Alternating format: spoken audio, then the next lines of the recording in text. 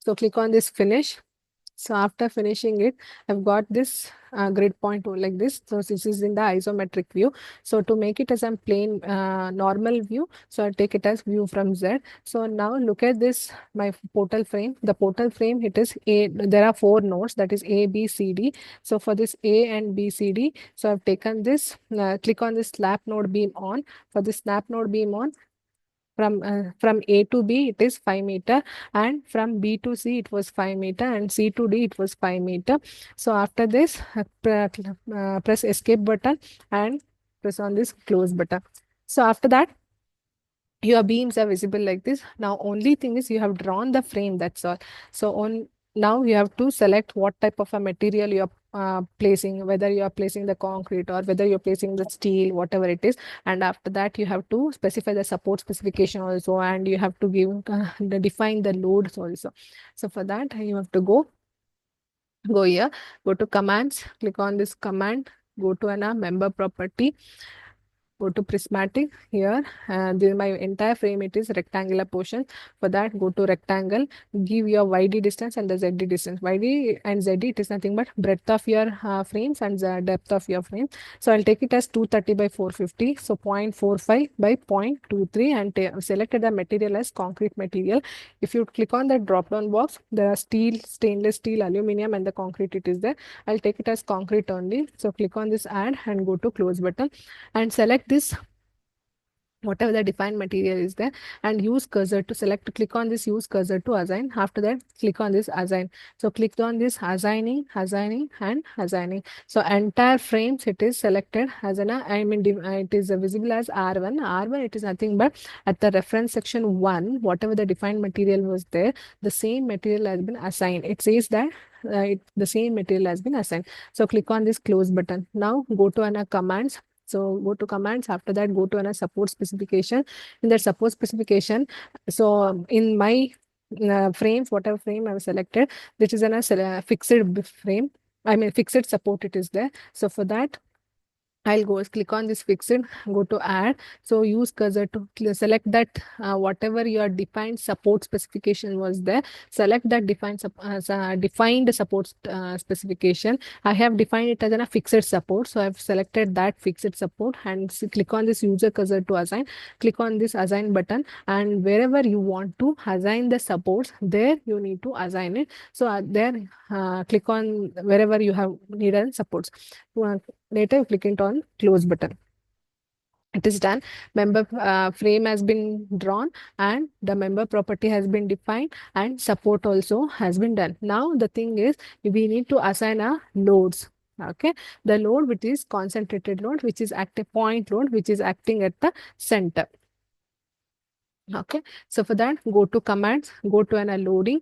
So there, click on this primary load. So after that, click on this dead load. So here, the title load case, mention it as dead load only. And after that, go to live load. So there, your title, you mention it as live load only. Add close button. Click on this close button only.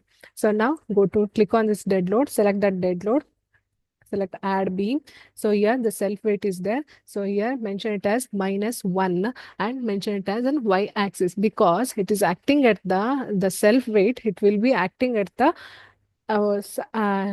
acting at the downward direction, and also it is acting at the y-axis.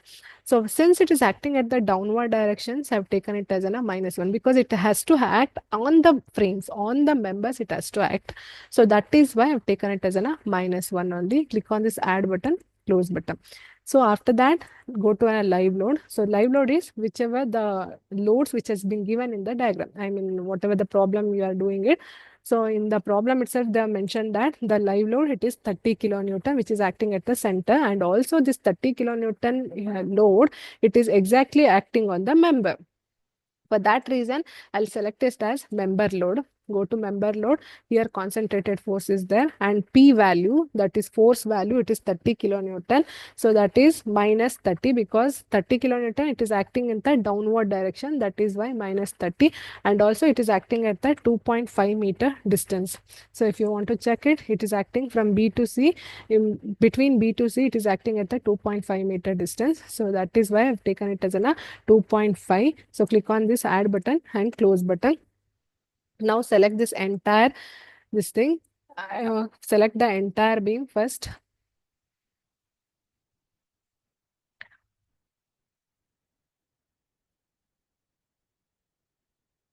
Select the entire beam.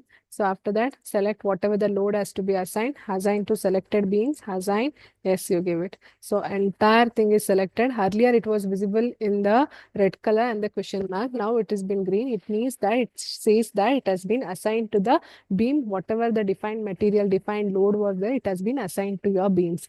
So now only thing is the left out part is live load. So I have to assign the live load. Live load, it is acting between B and C. Between these two nodes, it was acting. If you want to check, it is acting between B and C. So now it is only, I have to select this beam. I have selected this beam. I have selected this load. Click on this assign to selected beams. Click on this assign. Yes. So you can check out here and click on this button. On this loads is there, no, click on that. So if you want to annotate all the values, click on this load value and node numbers and node points. Click on this apply button, okay button. So now you have got the node values also, node points also, and the load values also. So now the next part is go to command, go to an analysis, perform analysis is there. Click on this all button, okay. Okay, now click on this analyze, run analysis, save. Okay, go to post processing mode, done, and select entire dead load and the live load. Click on this apply button, okay. So this is how your frames will be visible. Now we have to check out your shear force and the bending moment diagram. So for that shear force, this is your shear force diagram. If you want a value of your shear force, so go to a results, view value. So there beam results will be there, shear values, maximum values, annotate. Okay, so there I have annotated over here. In case if you want a bending moment, so that time switch off this shear force and go to a bending moment. So in the bending moment, go to a results and again view value and be in results, bending moment maximum value, annotate. Okay. Okay, given a annotate value. So this is how your shear force and bending moment will be visible. This is about our StatPro. So coming to this, the same thing I had explained here. Grid box will be there, and after that we need to draw in a frame and material member property we have to add it. After that we have to add in a support specifications also, and after that loading conditions for the dead load and the live load we have to add it, and the load value I have to mention it, and after that go to an analysis, perform analysis. After that go to post processing mode. Later we get a shear force diagram and the bending moment diagram and also value. And coming to this MS project, in this MS project, I have completed experiment number 3, 4, 5, and 6. So that is MS project. It is project management. Project management, it is the practice of planning, organizing, and overseeing the execution of project to achieve specific goals within constraints like time, cost, and scope. It involves using methodologies, tools, and framework to ensure projects. And also the key components of this project management, it is project initiation and how to plan and how to execute and how to monitor and control it and how to closure the project, when to closure the project. These are the main key components of this project management. In this project management, we tend to learn about AON, what is AON and what is AOA, and critical path, predecessor, successor, baseline project, and the floats. AON, it is nothing but activity on node. In the fifth sem class, we were drawing and we were mentioning the activity in the node, the circle and arrow, circle, arrow. That was your network diagram, right? So there we used to mention or we used to put our activity in the circle itself. So that we call it as an activity on node. That circle we call them as a node. So for that it is activity on node. In case if we mention activity on the arrow itself, so that we call them as an activity on arrow. The later critical path, the critical path, it is in a longest path and also it is in a longest sequence. The critical path, the major uh, plus point and the major benefit in this MS project, that project management, is we can identify which is critical activity and which is a critical path. So what is this critical path exactly? It is the activity which delays the project, the path which delays the project, that we call it as a critical activity, or the path we call them as a critical path. Coming to this predecessor and the successor, a predecessor is a task that must be completed before another task can start. Okay, and a successor is a task that follows and depends on the completion of a preceding task in the project schedule. For an example, for substructure, superstructure is a successor. For superstructure, substructure is a predecessor, the same way. And the baseline project, every project will have a baseline project, because every day, when the project starts, there will be a many constraints. So as per the constraints, there will be an actual schedule gets changed, actual dates get changed, actual final completion of dates gets changed. So as per that, every day schedule also gets keep on changing it, the starting date of the project keep on changing it. But when we have to track the project, we have to track the project with respect to baseline project only. So that is, we call them as a baseline project. So for this, click on this right click new button and the MS project. Let us see how to do this, how to execute this project. I mean, how to execute this problem in the MSP using MSP. So here I have a problem here. So I've taken one example problem here. So that activity A, activity, predecessor and duration. So for this, I'll go to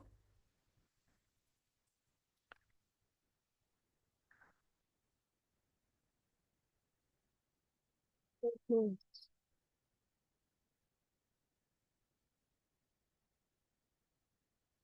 Right click new button, go to MS project document. So there you can give your project name, whatever it is. I'll keep it as RIT only. So after that, click on this RIT.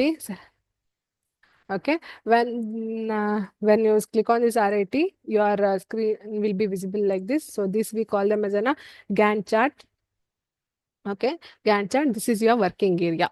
So first and foremost, what we have to do, go to a project, go to a change working time. Here, when you change working time, select on create new calendar. So for this, go to, you can give whatever the name you want it, your project name, whatever it is. So that name you can give it RIT.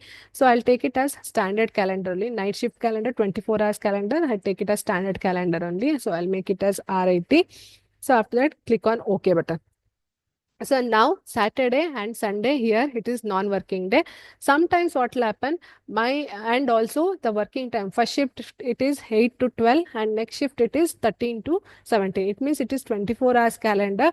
Since it has a 24 hours calendar, it is saying that 8 to 12 it is morning session, and 12 to 1 it is lunch hour, and 1 to 5 it is your next shift it is there. So if I want to change it as Saturday as a working day, so that time what you have to do, go to work weeks. Okay, select this default, go to details only, and Monday to Saturday make this a set days to non-working times, set days to these specific working times, use project default times for these days and there. So we have to select set days to these specific working times. So I'll make it as 9 to 10 and 13 to, in case if you want, in case 1 to 6 if you want it, you can make it as 1 to 6 only. Now you can see the difference. Earlier Saturday was non-working day. Now Saturday it is working day. I made it as Saturday as working day. And other one, exceptions. What is this exception? In case if you have any government holidays, in case if you have any other holidays, so that time you can, as per your company, if you have any holidays, so that time you can make it as a non-working day. For that, go to exception, select that particular day. Okay, so in case on Feb 26th, if it is Mahashivaratri, so make it as, type it as Shivara Mahashivaratri. So make it. So now it is clearly visible that it is showing in the red color. It means that that day it is a non-working day. Okay, so that non-working day should not be considered for this project schedule. So that is how we maintain this calendar. First and foremost, by doing any project scheduling, we have to set a calendar first. Okay, here go to, when you go to an options, you have a number of dialog box. So this you can change as per your project, as per your company, as per your project information. Click on this OK and click on this OK. Go to this again, project, first and foremost project information and the start date, the when your project starts, so that day will be your start date and the current date will be your the start date, and status date it is not applicable, and schedule from project start day itself you have to schedule it. And whereas calendar, you had created a calendar, your own calendar, so you had named it as RIT. So here in the dialog box it is visible, I mean drop down box it is visible, you can select that RIT calendar only. So click on that RIT, give OK. Okay. After that, here WBS is the defined code. So I'll define the code as state, Karnataka, RIT, and water resource project, and it is initiated in 2025. Okay. And go to a sequence. In the drop down box, you have a four options, that is number, uppercase, lowercase, and characters. So I'll click it as numbers only. Click on this OK. Okay, so this has been done. So now I'll solve the problems whichever I was showing you. So these problem. So go to an activity. So that is activity A, activity B, keep on typing, activity C, activity D, and activity E, and activity F. Okay, so these task mode, whatever it is there, this task modes, we have a two in the drop down box. We have a two component, that is manually scheduled, and other one is auto scheduled. So I'll make all things as auto scheduled only. I'll completely drag over here. So I'll make that as auto scheduled. Now you can see the difference. Look at here. So task mode is there, task name and duration, start date, finish date, and the predecessor. Now I'll change the duration. You can see look at here. Even the finish date also, it is everything is 5th of February 2025.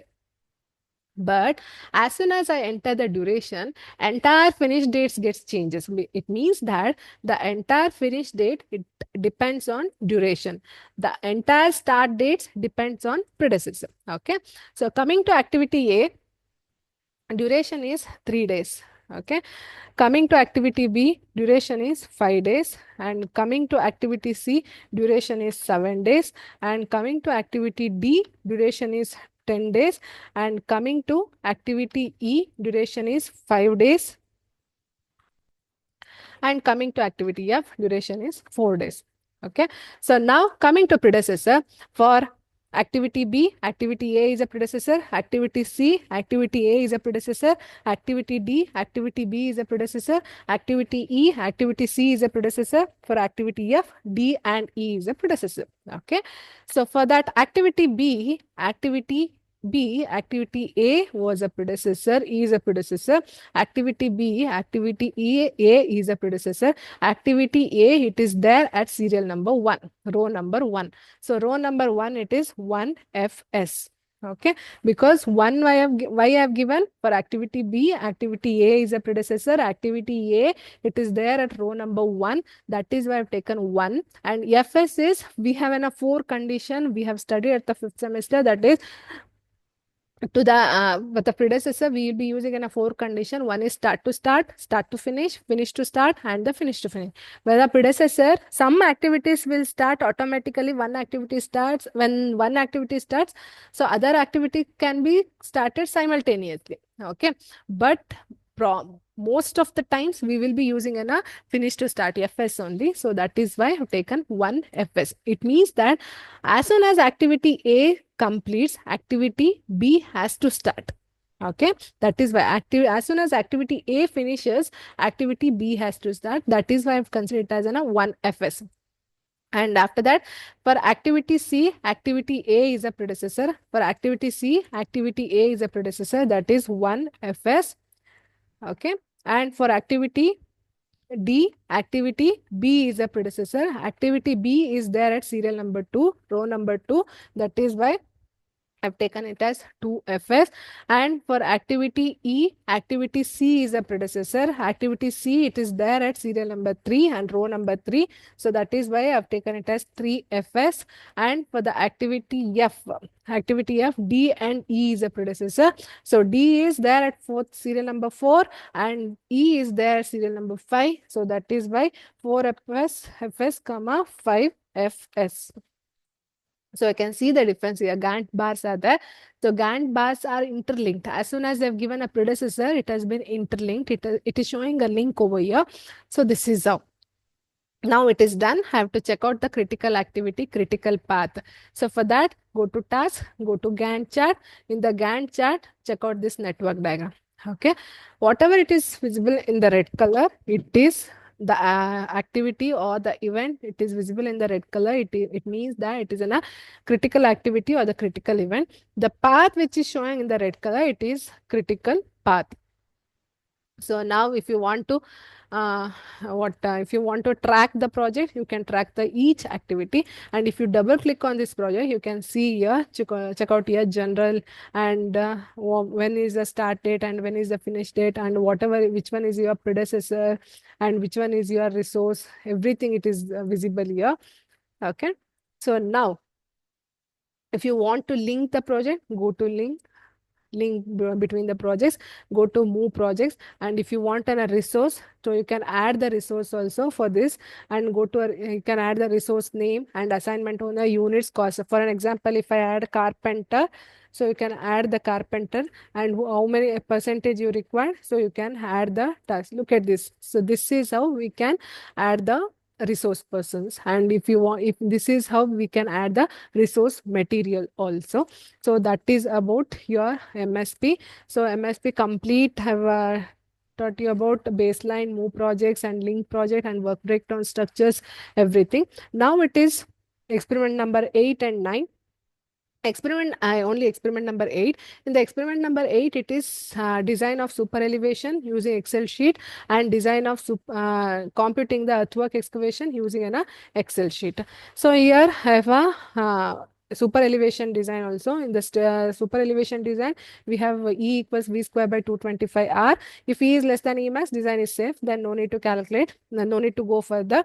If E is greater than E max, then we have to go to a step 2. So there we have to calculate a friction. So there also, if the friction satisfies, then we no need to carry further. So if the condition doesn't satisfy, this condition doesn't satisfy, we have to go to a step 3. There we have to calculate the allowable speed limit.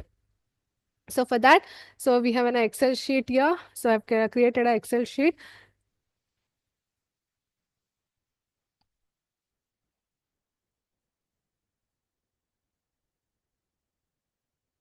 This is super elevation. So there I've taken a problem, and radius of curve V is nothing but speed, and F max, that is friction, maximum friction. As per the IRC it is 0.15, and super elevation, maximum super elevation, it is as per the IRC it is 0.07. And whereas step 1, the super elevation is formula is E equals V square by 225 R. So I've substituted entire thing. V value I've taken it is here. If I click here, so I've given a formula over here. I have interlinked to that. So after interlinking that, I have got a value over here. After that, I have used a if conditions. If the E is less than E max, design is safe. If E is greater than E max, design is not safe. E is greater than E max. That is the reason it is design is not safe. So after that, if the design is not safe, I have told you earlier that we have to go to a step 2. That is step 2 is when the design is not safe, we need to check for the friction. The friction formula is F equals V square by 127 R minus E max. So after substituting the entire value with by using this, look at here, if I change this and speed value, so entire terms gets changed. That is how I have created a spreadsheet. So now this formula, for this formula I have substituted the here also F is greater than F max. That is why the design is not safe. So if the design is not safe, we have to go to a step 3. So that is allowable speed limit. For the allowable speed limit, we have a formula square root of 127 R into E max plus F max. So after substituting that, I've gotten a 74.75. This 74.75, it is 74.75, it is lesser than the whatever the given speed. The given speed is 80 kilometer per hour. So the 74.75, it is lesser than that. So it is design is safe. So the last one, it is earthwork calculations. So for coming to this earthwork calculations, we have a three formula for the super elevation. I have defined 3 problems. So we can take out that. So coming to this earthworks, computation of earthwork. So we can calculate the quantity of earthwork by using 3 methods. So that is mid-sectional area method and mean sectional area method and the prismoidal area method. So here I'm using mid-sectional area method. So here is a formula problem also. So I've taken this problem and I've created a spreadsheet, that is earthwork calculations. So computation of earthwork, length of the chain, width of the, these all whatever I mentioned in a gray, I mean brown color. So these are the given data. If I change any one of this value, so entire spreadsheet gets changed. That is how I've created a spreadsheet.